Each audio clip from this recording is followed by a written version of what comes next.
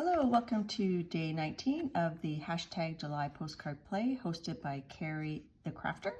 And I thought for today we'd keep it simple. I wanted to play with drop shadows, and I thought it would be cool to incorporate the Makers of Mixed Media color combo for July, which is a neutral gray, royal purple, and pistachio green.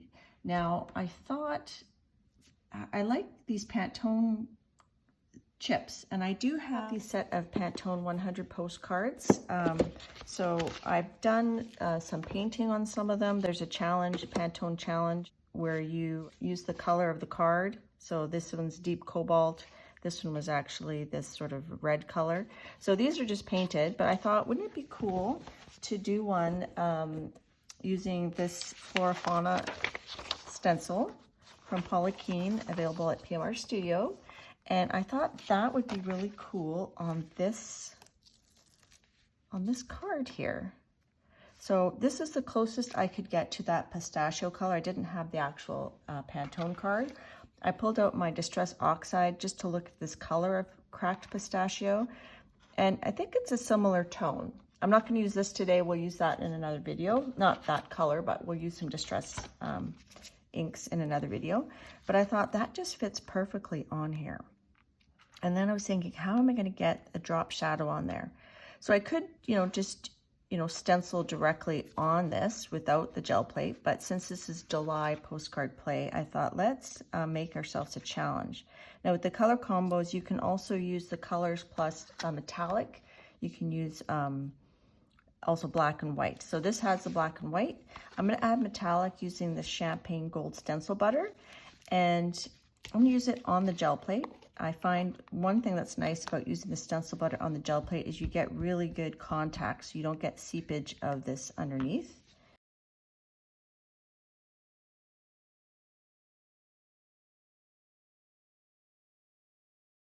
I'm going to lift that up. You can see we didn't have any seepage because this had nice contact on there. So I'm going to pause the video, let that dry, clean off my stencil. Actually, I'm going to do a change of plans. I'm going to do this a bit differently. I'm just going to pick that up and then clean off my plate. So this is going to be take 2. So that's kind of cool though. Get some cool textures on there. Definitely use that another time. I'm just going to pick up a bit more. This is one of my postcards, but we can, that'd be cool to spray that, but I'm not going to use that today. I'm going to start over. I was thinking about how am I going to get it onto my Pantone card. And one of the things I saw on a channel called Created and Made, which I've referenced her before, is she has picked up gel prints using MacTac, or I call it MacTac. I can't remember what it's called.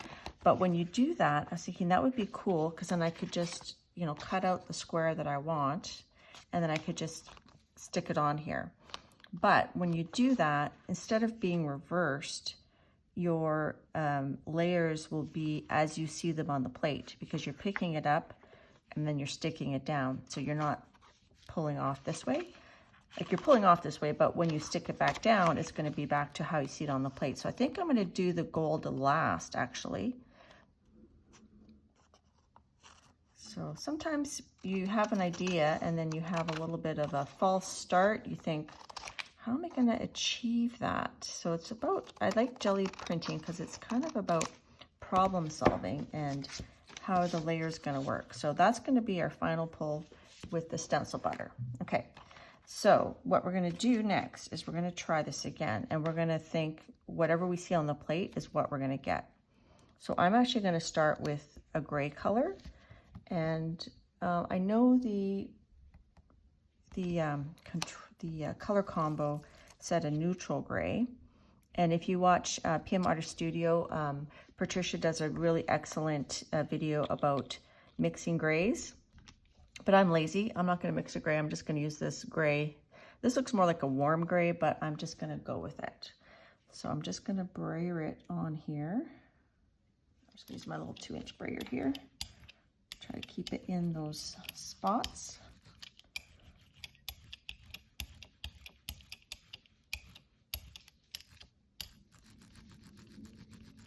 So Patricia was explaining how, you know, grays can have different undertones, and you can use color mixing to get the different undertones.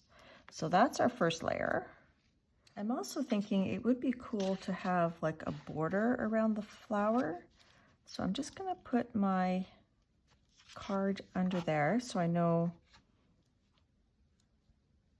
approximately where it's going to be placed. Let's use these Sharpie markers I just got. So I've got a gray one and a purple one, which are other colors. Initially I was thinking dots, but maybe we can do some swirlies. So I'm just going to kind of do that.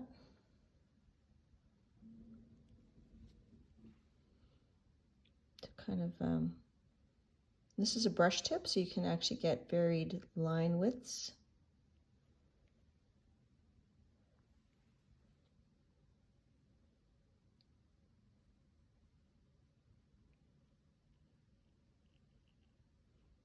So that's kind of cool, the floral motif. And we'll do some little leaves here, hoping I'm going to be within the confines of the card, because one thing that's hard with the gel plate is that when you're looking on an angle, you see slightly different view than if you're looking straight overhead like my camera is. So some of the leaves might get cut off, and that's okay. I'm trying to use the brush marker in a way to create the leaves, but it's a bit of a challenge. I think here I'll just do some dots, because I'm not sure where how far my drop shadow is going to go. And then when you're using Posca markers on the, oh wait, that we want to make a leaf actually. When you're doing Posca markers on the gel plate, you have to let them dry. Okay, I keep saying Posca markers. Acrylic paint pens is really probably the more proper thing. And I'm going to just turn this over so I don't get my hand in the paint.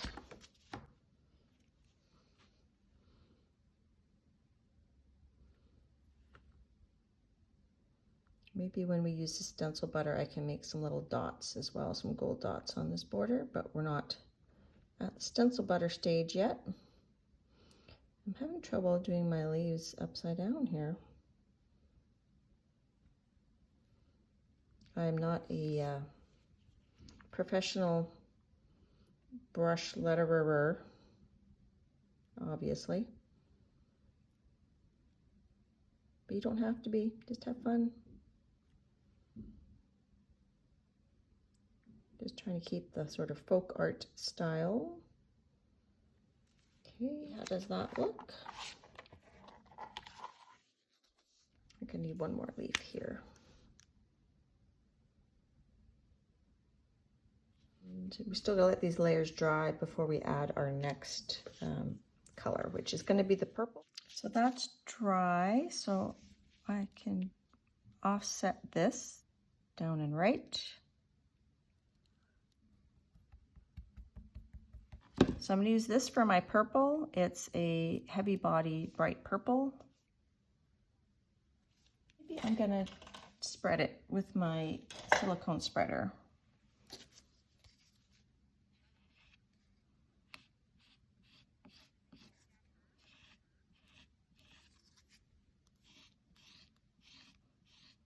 Get it nice and thick. Maybe I'll brayer it. I'll put a little bit more. So I got it mostly covered, and then we'll do another layer.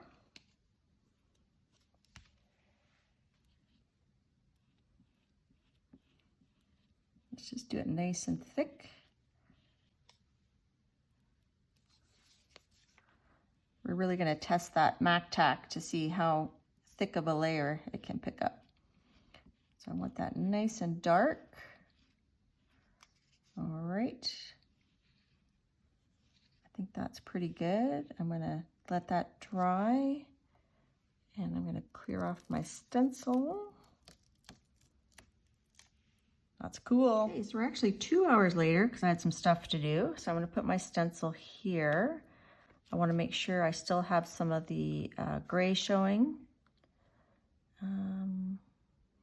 So I guess one of the advantages of using the gel plate instead of doing it directly on my card is that I can turn it over and see what's going to be showing.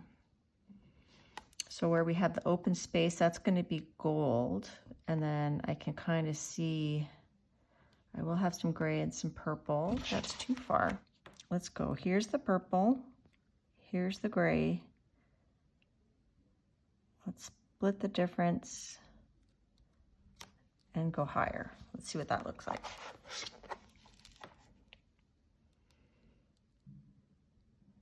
Okay, I think that should be interesting. All right, let's do it. Now that purple paint was a bit thicker than I was imagining it would be, so another advantage of using your gel plate, I'm hoping, is that when I push that down, it's gonna really adhere to the gel plate and give us a good seal for this gold champagne gold stencil butter. Actually, I'm gonna use my small scraper to get it out and onto here. And then I'll use my big scraper. I'm hoping it's sealed. We'll find out when we take this off. Actually, we'll know if we turn it over, we'll know if it's slipping underneath.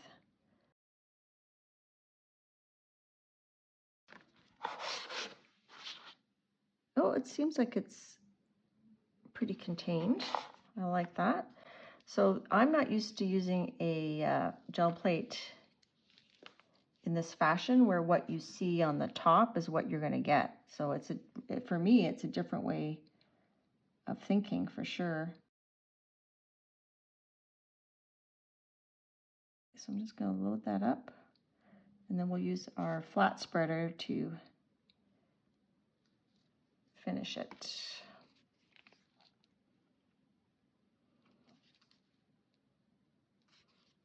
I want to get it right in there. That's pretty good. Got a little bit of texture on the surface, which I like. And then we're going to have to clean that off. Let's pull it up and see how it looks.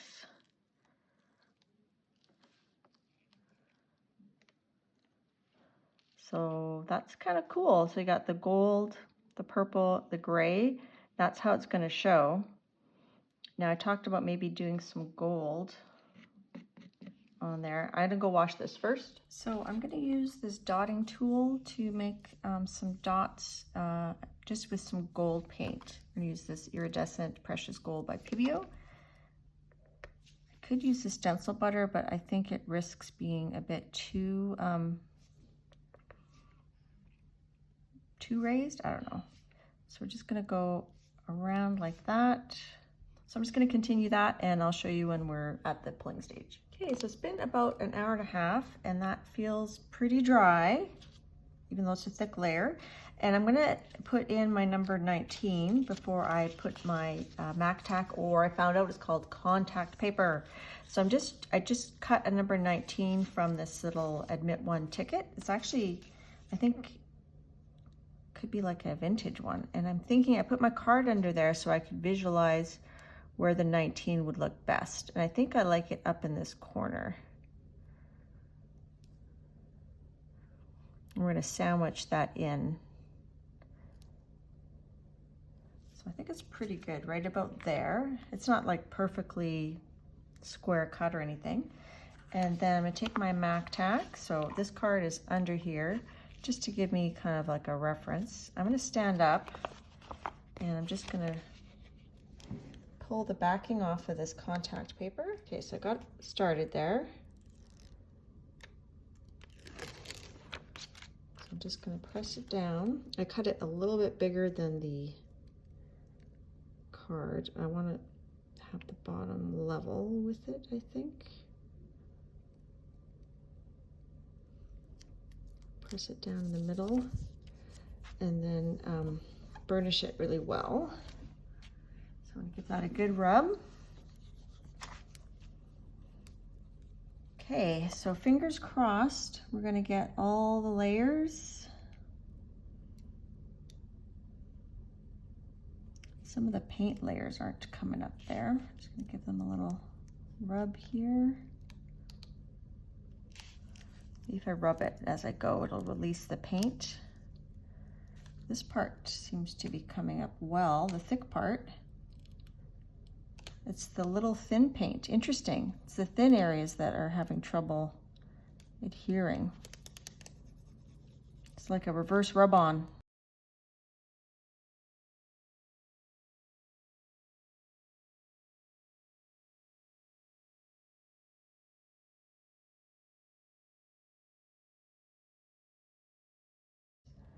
So the gold dots didn't work as well, but I'm just going to move this out of the way. I'm going to put our card down, and I'm going to just stick it on there. I'm trying to line up the bottom.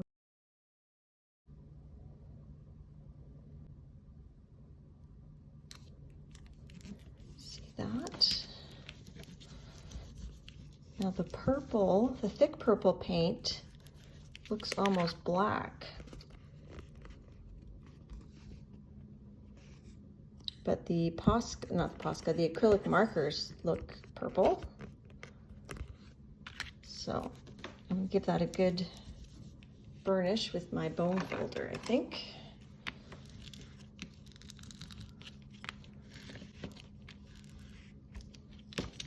And then I think I'll just fold the corners under to seal that in instead of cutting them.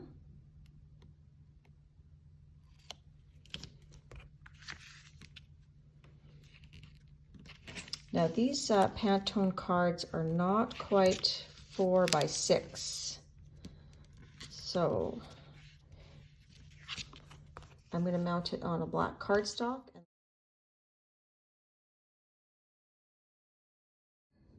So here's our finished postcard for day 19 of July Postcard Play. And I had fun. It was a different way for me to think on the gel plate. It was like I had to think backwards of my usual backwards thinking. So does that make it forwards thinking? I don't know. I will link created and made a video using this contact paper. And she does some other things with like laminating pouches and stuff, which I don't have a laminator, but if you do, you might want to check that out as well. And we've got our color combo here. We've got pistachio, purple, and neutral gray. It's in there a little bit. So yeah, and I tried to burnish it down as much as I could to get good contact. So thanks for joining me for day 19 of the July Postcard Play. And I look forward to seeing you for day 20. Bye-bye. Home cards double as a nice little fan too. Bonus.